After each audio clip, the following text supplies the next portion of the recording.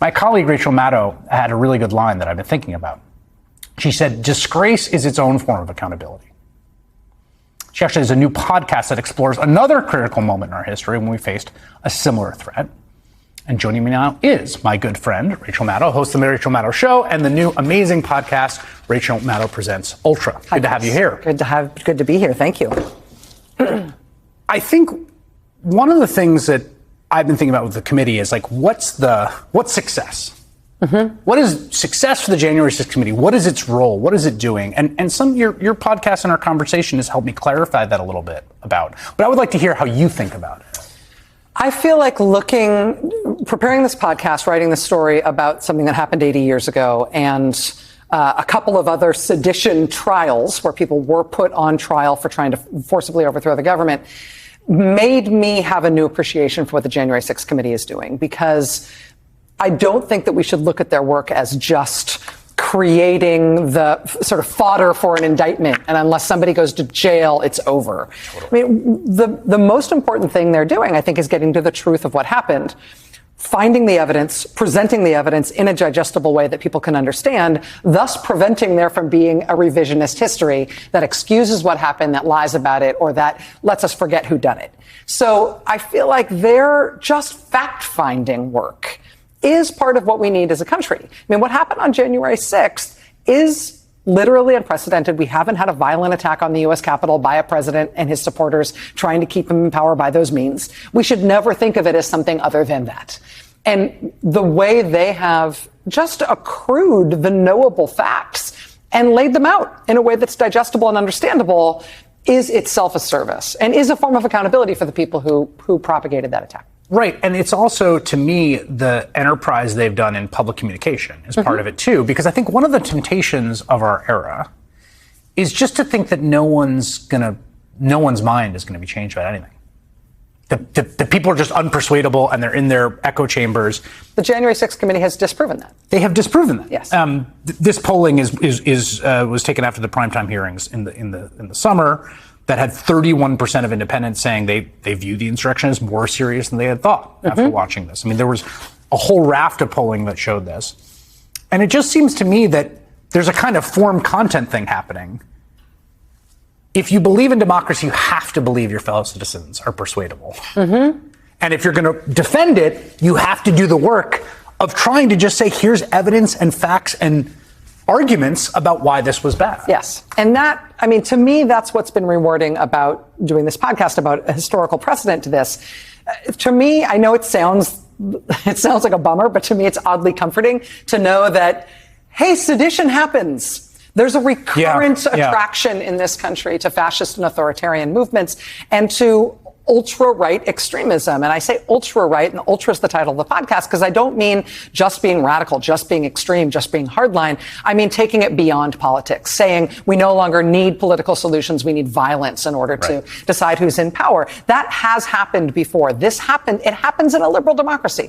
In a free country, you are allowed to think what you want, say what you want, and associate yourself with your fellow Americans in ways that you want. We all have those rights. And in a recurring way, Americans have shown over and over again that some of the way that people want to associate themselves is with people who want to overthrow our government and who enjoy fascist rhetoric and who want to pursue fascist authoritarian aims. This is something that didn't just come up now for our generation. Previous generations had to deal with it too. And that's part of the mix. Honestly, when you have a big liberal democracy, and the solution to it is not to freak out and say, oh, democracy has failed, look at this movement against it. The solution to it is to use democratic whole citizen means to persuade your fellow Americans that that's a bad way to go. And that's not some new radical idea. That's an old idea that always works out poorly, and we ought not to do that. You gave me this you printed this pamphlet that you'd come upon in your research. I wish I had it here. It was written by a clergy member. Mm-hmm. About this sort of kind of, fascist group that had assembled in the pre-war era in 1939-40. Stockpiled bombs and stolen U.S. military machine guns. They had a plot in plan for January 20th, 1940 to assassinate 12 congressmen and to attack U.S. government sites and Jewish community sites in order to set off a racial and anti-Semitic civil war that they thought would result in them taking over the government. And this pamphlet that you gave me, it's an amazing document because it's incredibly well done, but it's also an effort in persuasion. I mean, basically trying to say, like, here's why these people are bad. Mm-hmm. Here's why their ideas are bad and dangerous, and why the chill they're sending in the spines of our fellow Jewish neighbors, particularly, who have to hear their rallies outside. This is in 1939, right? They've just come over from Hitler's Germany, and they're set in the Bronx, which is why you printed it out for me.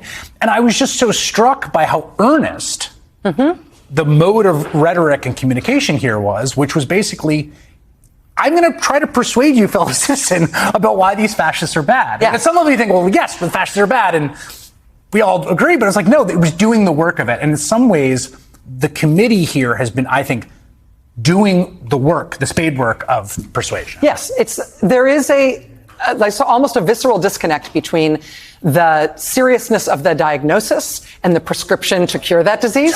Right? Exactly. What's so frustrating? The seriousness of the diagnosis is unbelievable, right? You can't get any more serious when you're talking about an existential threat to the country, right, especially one that is both violent and is connected to real electoral power.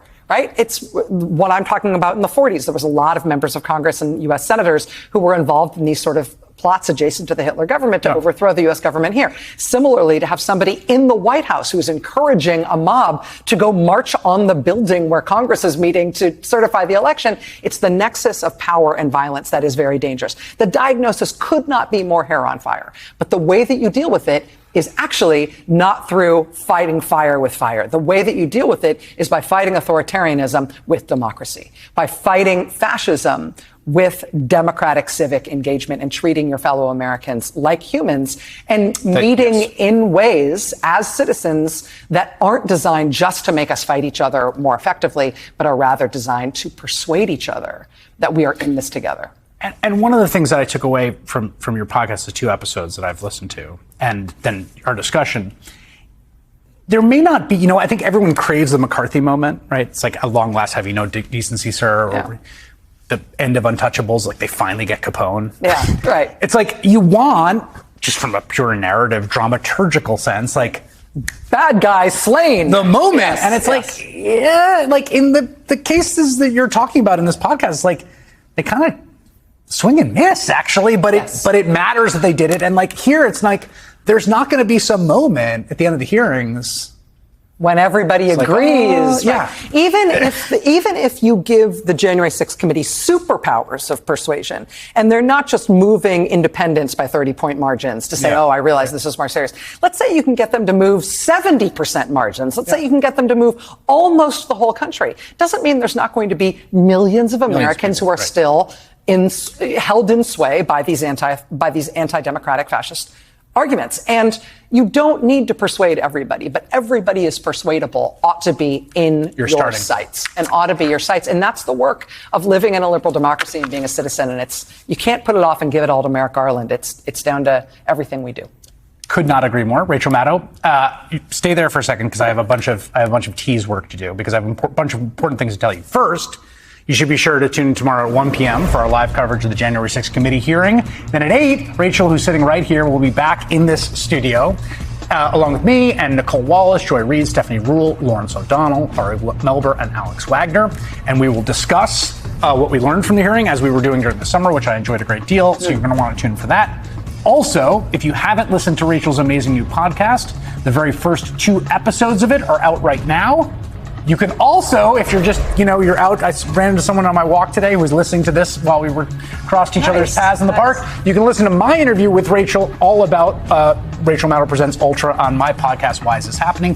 Or, if you're a visual person, you can watch the entire interview streaming now on Peacock. Rachel, thank you very much. That was a long tease. That was a long tease. I didn't know that's how you get it. It's on Peacock? Yeah, it's on Peacock. I've been wanting to watch it. We're just entering the 21st century here. I have to go do that.